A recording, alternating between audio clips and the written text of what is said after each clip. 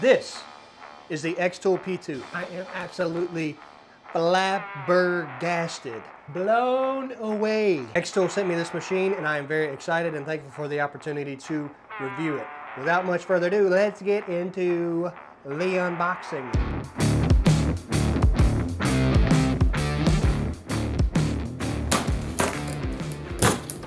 Fragile. I think that's French for like really expensive engraver.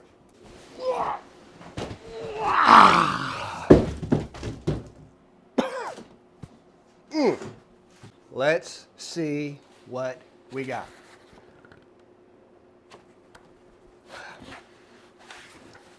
My goodness. Am I just weak or something? There we go. That's a tool right there. My goodness, I cannot tell you how awesome this is. Can you hear me? Let me bring you around. I've got to show you this.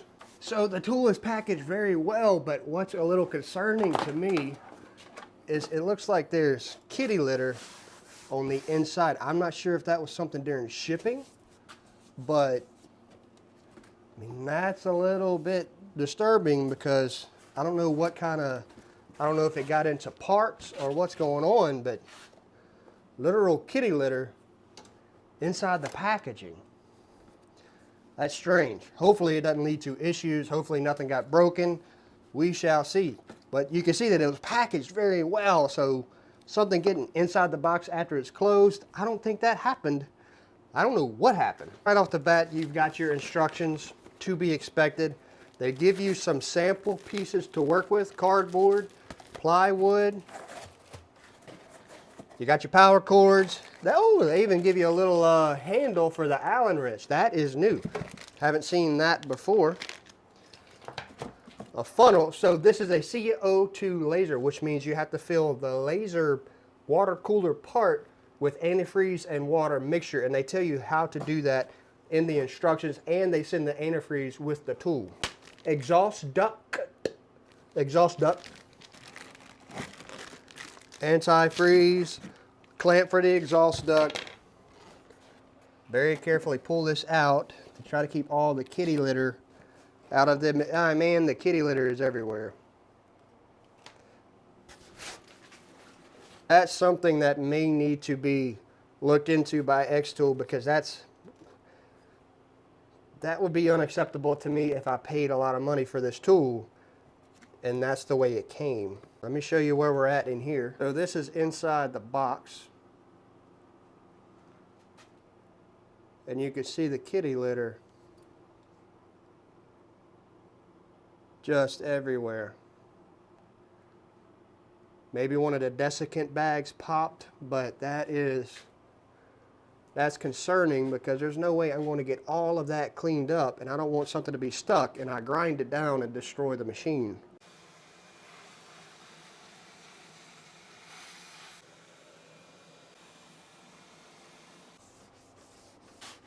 Smashed when they closed the lid, it looks like, and it just really ground up the kitty litter, or whatever it is, inside of every little groove.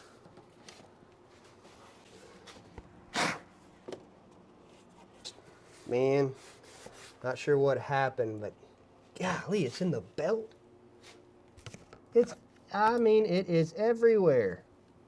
So I had to move I had to move the rail to get the styrofoam out of the backside. Just more of this stuff. I hate to harp on it, but listen. I don't know if you can hear it.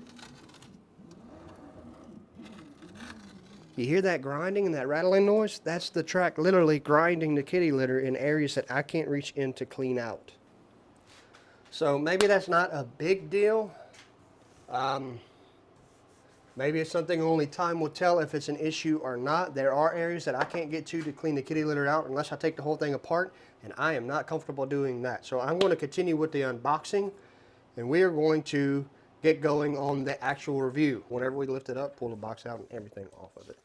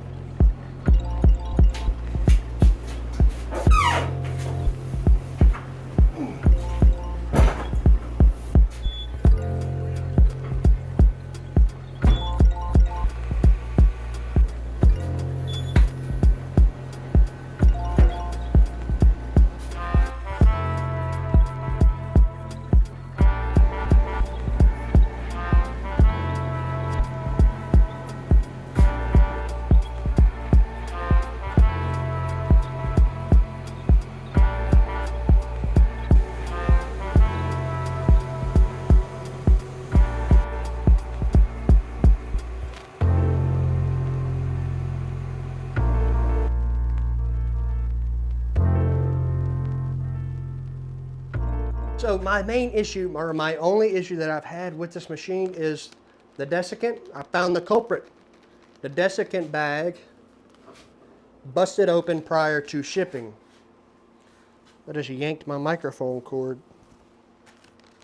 And so the way that they put the desiccant bag in the machine is they put the bottom tray, they put the desiccant in there, then they smash the slats on top of it. That's what busted the bag and got the desiccant all over the machine.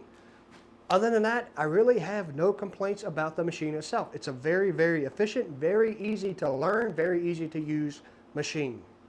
So one of the features of this xTool is they claim that it can cut 3/4 inch thick black walnut. Now, I don't have black walnut, but I have 1/2 inch thick cedar. And I am going to see if it'll cut that.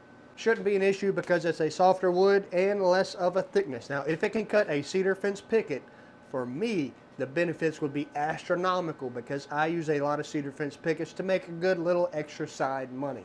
All right, so we're going to close this. We're going to refresh. You'll see where it'll show the picture of the piece of wood. And I am just going to type something along the lines of subscribe. Blow that up. We're going to set this to cut. Start. It's going to let me select my material. We're going to go with, let's say 5/8 thickness is really the thickness of the picket. 0.5. And that's it. We're going to start. It allows you to hit start twice on the computer, and then you'll hit start on the machine.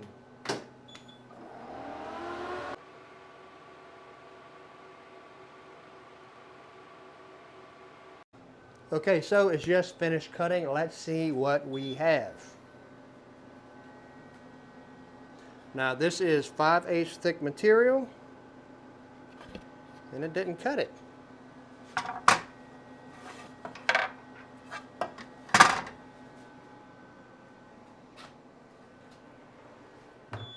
It didn't cut it the first time. That may have been user error because it did reset the piece, and I might not have set the option back to cut. Now I'm going to try to cut this cedar again, and I set it on the 12 millimeter black, and I set it on the 12 millimeter black walnut setting. Hopefully it'll cut in one pass this time, considering it is less thickness and softer wood. So now that we have it set, I flipped the piece. I'm going to try this again. You should be seeing a lot of smoke coming out here. Boop. Oh.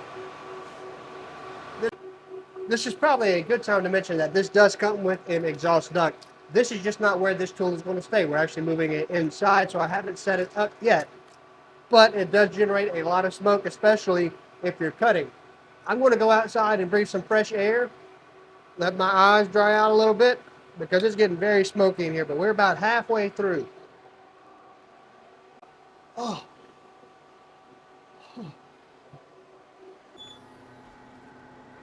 Okay. Let's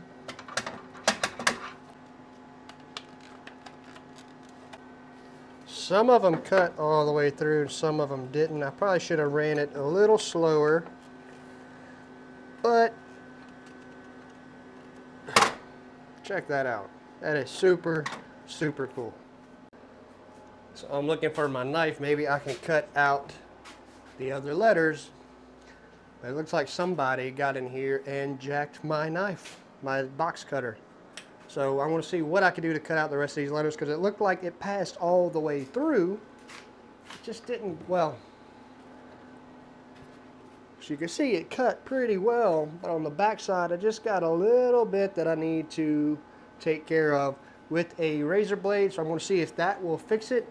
If not, I ran this at about 86% power, 5 speed.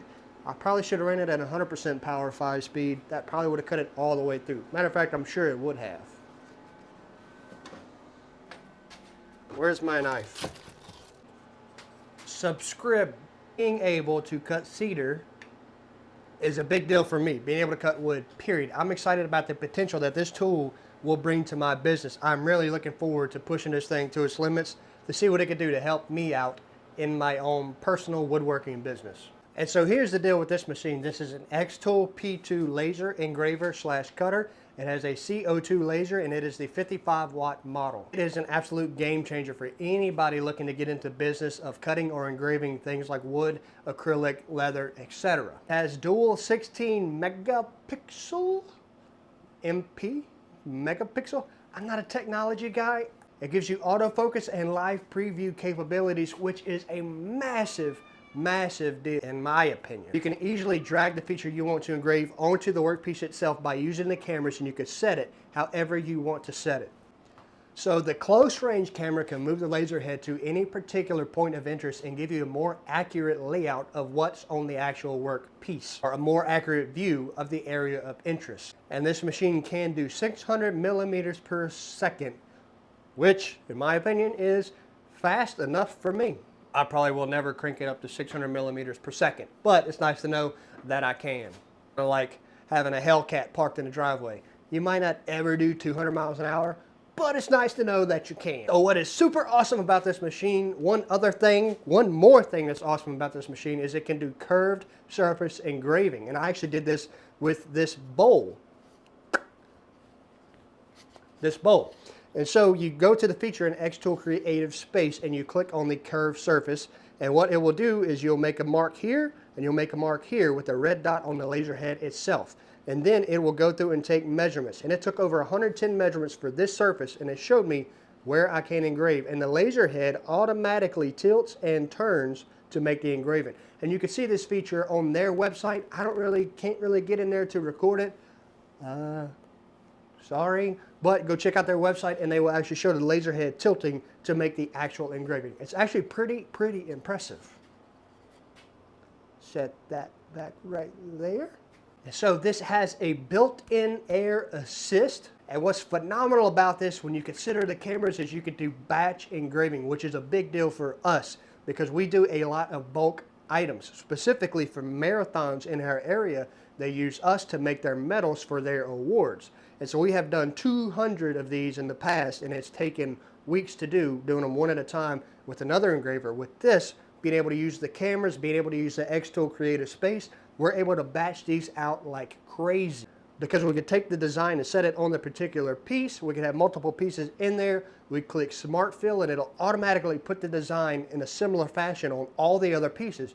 We hit start and that's all she wrote. It can batch out about 10 to 15 of our size metals at a time. Batch engraving is going to be massive for me and my business, and I am super excited about the potential for that. This model being the 55-watt laser, it actually has a very high cutting capacity. It can't cut metals, but it can engrave on metals. Now it can cut wood up to 3/4 inch thick black walnut, a little bit thinner material of plywood, about a 1/2 inch.